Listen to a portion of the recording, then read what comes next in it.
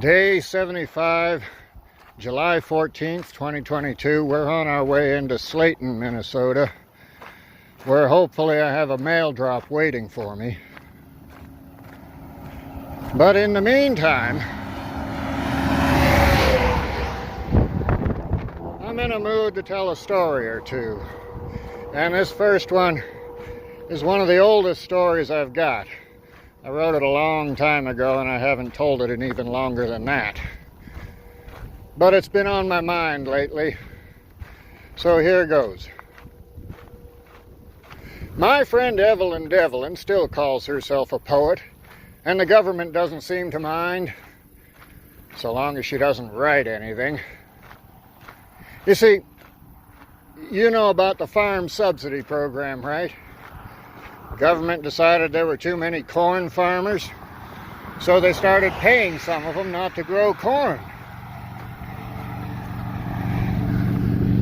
Well, it took them a while, but the government finally counted up all the poets in the country and said, wait a minute, we got more poets than corn farmers.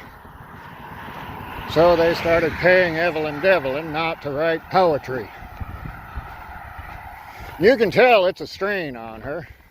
Used to was back in the old days. Well, she used to take long walks in the woods and fall asleep beside the gravestone of somebody she never met. She'd stay up all night just to watch the sunrise, and of course she'd fall in love about every other week. But she can't do any of that stuff now on account of she might get inspired. So now she watches television all day. Hasn't had an inspiration in months.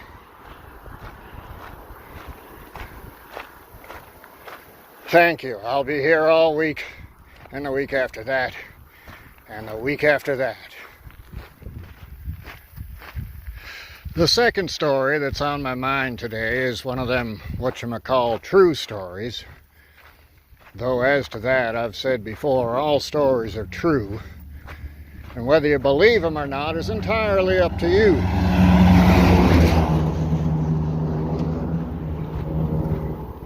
This one concerns a comment I received yesterday about how once this journey is over, I could give inspirational speeches all over the world about how to break through the wall. The wall is that mental barrier that keeps you from wanting to keep going. And this story I'm kind of writing as I go, so I may need to cut away from time to time to collect my thoughts. Anyway, it was nothing new, this comment. In fact, I've been hearing it for years. And a long time ago, I did look into giving inspirational speeches. I know it's a lucrative business. I know a lot of people do it. And I know that when you say that's what you're going to do, people understand that in a way that sometimes they don't understand when I say I'm going to spin them a yarn about a 1,000,000-year-old man who walks the earth by day and the sky at night. But it's just not what I do. It's not what I do best. It's not what I find most enjoyable. And there are thousands of people who do that. Worldwide, there are hundreds of thousands of people. And every one of them's got a bestseller out there. And I know if I ever get an agent, the first thing she's going to do is tell me I got to sit down and write one of these books and then go on the speaking circuit. And maybe someday I will. But my heart isn't in that. And my heart isn't in this. Tell you true, what I'm doing right now, this isn't what I do either. This is just the thing I figured I needed to do in order to call attention to the thing that I do that nobody else in the world can do. And that's to tell you stories from my perspective about the world beyond the side of the road.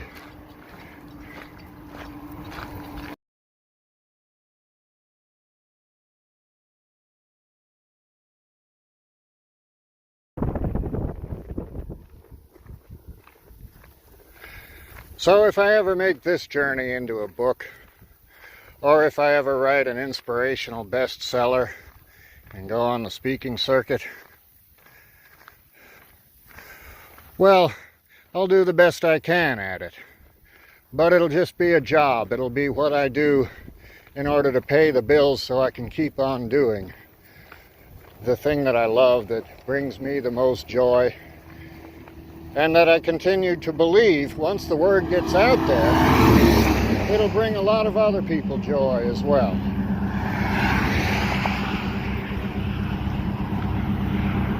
And I kind of got sidetracked telling you all that. I'll come back later and I will say a few words about breaking through the wall.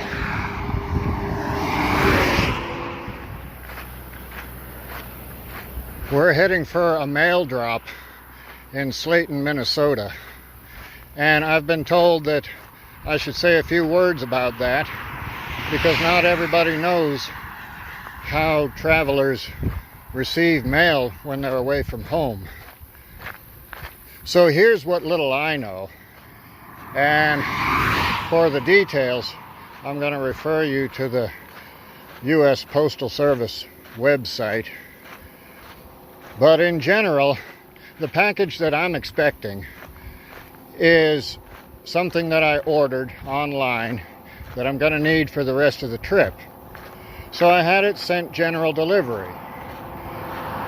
And you address that with your name and the words general delivery, and then the post office, Slayton, Minnesota, and then the postal code. And the most important thing to remember about all of this is that there are certain rules about what the post office is supposed to do. Like they're supposed to hold general delivery mail for 30 days. But it's all really at the discretion of the postmaster, the local postmaster.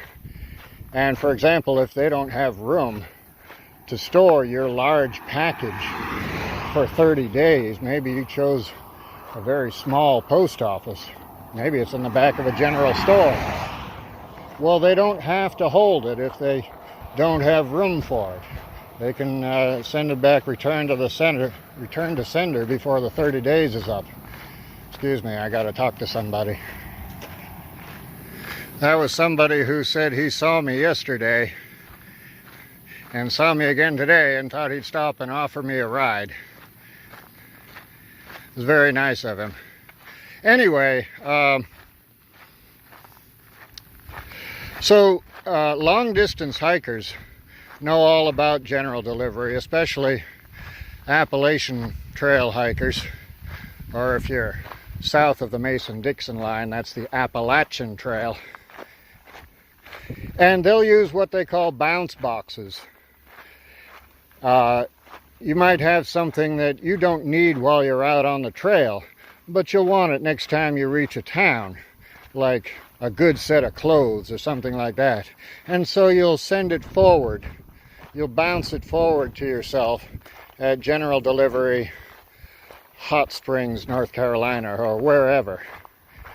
And postmasters all up and down the AT know all about hikers and bounce boxes, and they'll go out of their way to accommodate general delivery requests. But just keep in mind that it's all up to the discretion of the local postmaster, and as a courtesy, you want to try to write on the piece of mail your estimated time of arrival.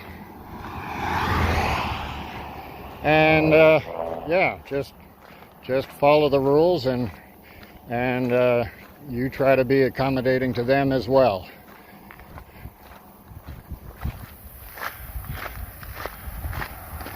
Well,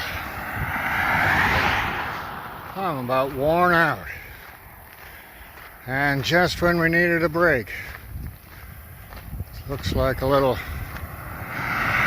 cemetery or memorial here.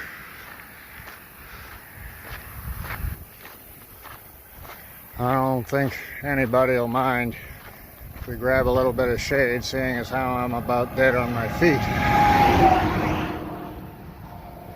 Everybody watch out for the thistles. They've got me a couple of times this morning.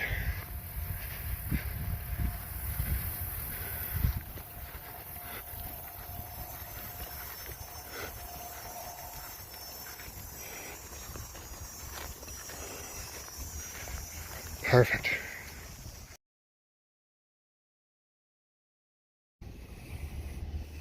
Okay, let's see what we've got.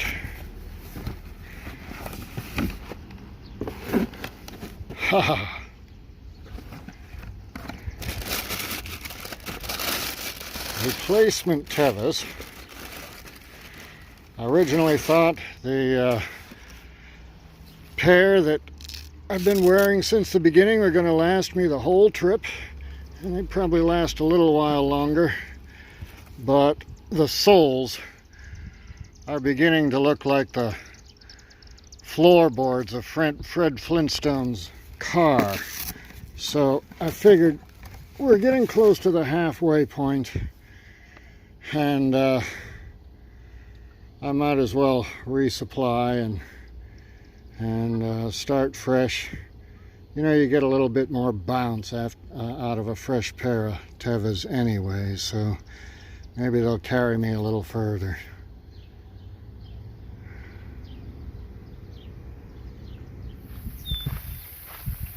How to Break Through the Wall by Abner Surd.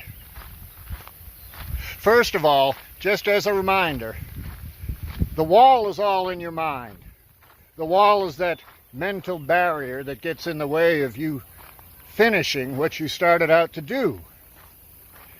And there's nothing physical getting in the way. There's no physical reason why you can't keep doing what you're doing. But your mind keeps telling you things. It'll say, why bother?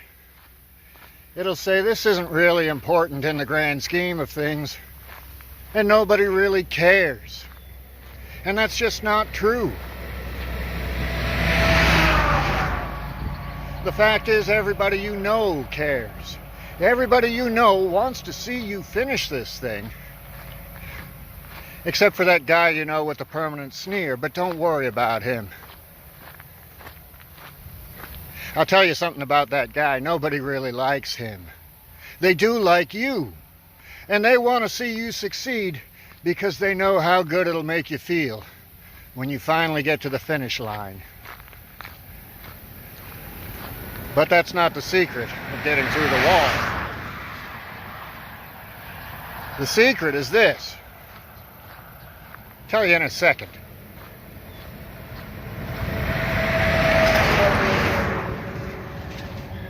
The secret is this. Sometimes it's matter over mind. Sometimes you got to take your mind out of the equation and just put your shoulder down and lean into it and keep going. And the next day you got to do the same thing. You just got to put your shoulder down and keep moving. And if you keep doing that, then sooner or later your mind is going to wake up and say, oh, I guess we're doing this now.